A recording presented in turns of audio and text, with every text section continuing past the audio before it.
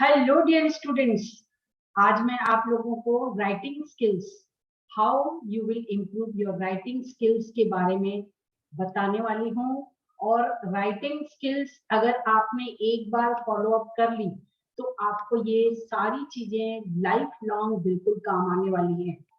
तो हमेशा writing skills को फॉलो कीजिए और बहुत सारी चीजें जो आपको लिसनिंग और रीडिंग के द्वारा मिली हैं, आप उन्हीं चीजों के ऊपर फोकस करते हुए राइटिंग स्किल्स को डेवलप कीजिए। तो let's start how you will improve your writing skills.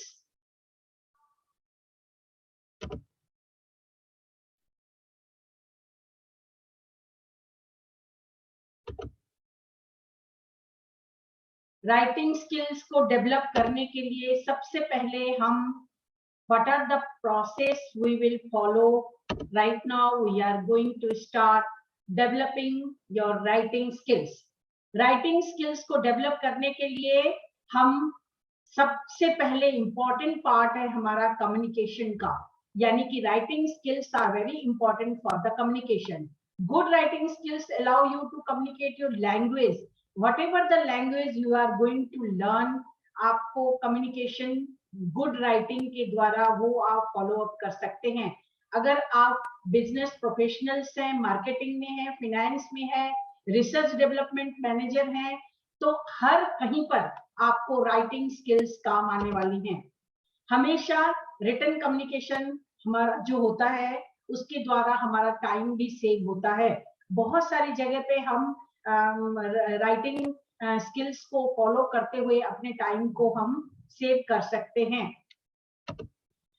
Writing skills का इंपॉर्टेंस क्या है? सबसे पहले हमको ये समझना होगा कि हमको सब्जेक्ट मैटर के बारे में नॉलेज है या नहीं है। अगर हमने सब्जेक्ट के बारे में समझ लिया तो आप राइटिंग स्किल्स का इंपॉर्टेंस समझ जाएंगे। अगर आप लेटर लिख रहे हैं, रिज्यूमे फ्रेम कर रहे हैं, सीवी बना रहे हैं, हर कहीं पर आपको किसी पार्टी के लिए आप स्क्रिप्ट लिख रहे हैं, हर कहीं पर आपको राइटिंग स्किल्स काम आने वाली हैं। तो राइटिंग स्किल्स जो होती है वो हमारे पर्सनालिटी को भी बूस्ट अप करती है। तो हमेशा राइटिंग स्किल्स को फॉलो कीजिए आप। अगर हम राइटिंग स्किल्स डेवलप कर रहे हैं, प्रोसेसिंग में ला रहे हैं, तो कैसे लाएंगे? सबसे पहला हमारा स्टेप होता है प्लानिंग। हमको प्लानिंग करनी है कि राइटिंग स्किल्स में हम राइटिंग में क्या लिखने वाले हैं। अगर आपने प्लानिंग कर लिया तो ये आपका टाइम सेव होगा। उसके बाद आप रफ ड्राफ्ट बनाएंगे और उसके बाद रफ ड्राफ्ट बनाने के बाद एडिटिंग करेंगे।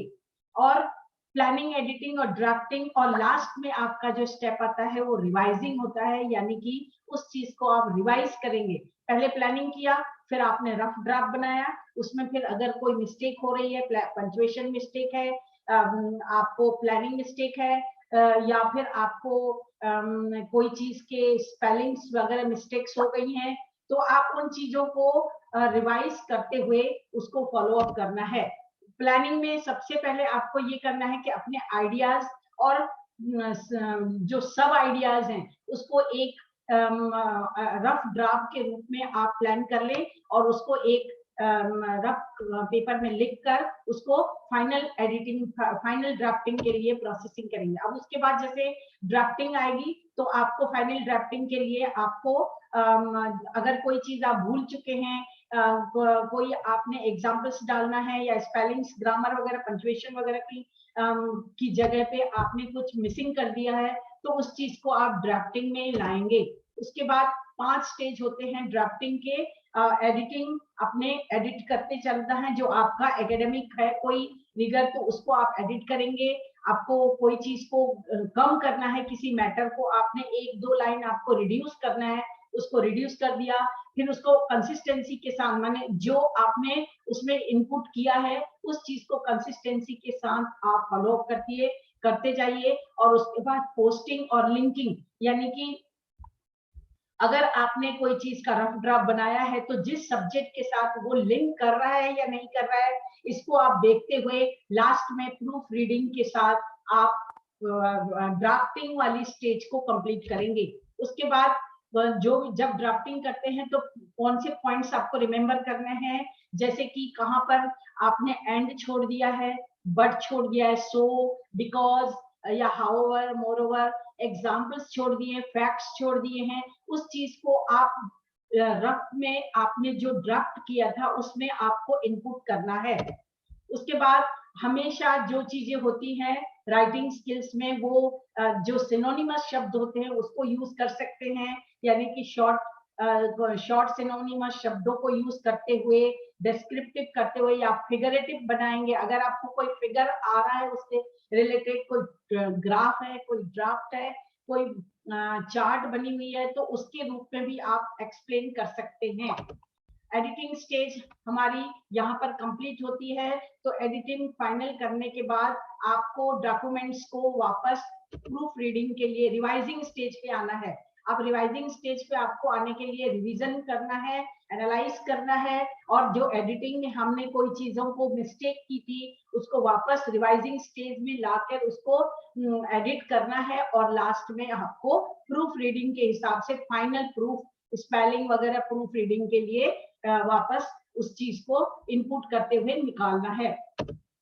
अब समटाइम्स क्या होता है, एडिटिंग में बहुत सारे पॉइंट्स हमारे रिवाइजिंग में इनकम्प्लीट रह जाती है, तो उनको कंप्लीट करने के लिए आपको एडिटिंग के बाद रिवाइजिंग करना जरूरी रहता है। उसके बाद अपनी राइटिंग स्किल्स को आप कैसे डेवलप करेंगे, सबसे पहला इंपॉर्टेंट पॉइंट है कि आपको रीडिंग जितना हो सके आप रीडिंग स्टेज को इम्प्रूव कीजिए, तभी आपकी राइटिंग स्किल्स बढ़ पाएगी। आप जितना ज्यादा पढ़ेंगे, a good reader is a good writer. जब आप अच्छे रीडर बनेंगे तो आपकी स्किल्स को स्ट्रेंथन होंगी, और एवरीडे आपको 15 मिनट्स तक आपको रीड करना है, ताकि आपको राइटिंग के लिए प्रोसेसिंग हो पाए, और ये ब्रश अप योर स्किल्स को ये ब्रश अप भी करता है। हमेशा एक डायरी मेंटेन कीजिए, और उस डायरी में आप एवरीडे 5 मिनट्स आपको लिखना है, 5 मिनट तक लिख सकते हैं। उसमें आप अपने आइडियाज लिखिए, थॉट्स लिखिए, और कोई भी चीज का आपने कोटेशन वगैरह अगर कहीं से लर्न किया है, रीड किया है, तो उसको एवरीडे डायरी मेंटेन कीजिए। उसके बाद नोट टू सेल्फ, अपने आप से नोट डाउन करते जाइए, जैसे कि स्पेलिंग से, ग्रामर से, टूल्स वगैरह यूज करते हुए आपको स्पेलिंग चेक करना है, तो वो भी आप एक रीड करेंगे तो उसको भी आप लिख सकते हैं। उसके बाद लास्ट है आपको finally, this is presented by professor Mukta Chandani, and keep watching. And अगर आपने हमारे चैनल को अभी तक सब्सक्राइब नहीं किया है, तो एक सब्सक्रिप्शन तो बनता है, तो आपको सब्सक्राइब कीजिए। Keep watch. Thank you for watching. Thank you.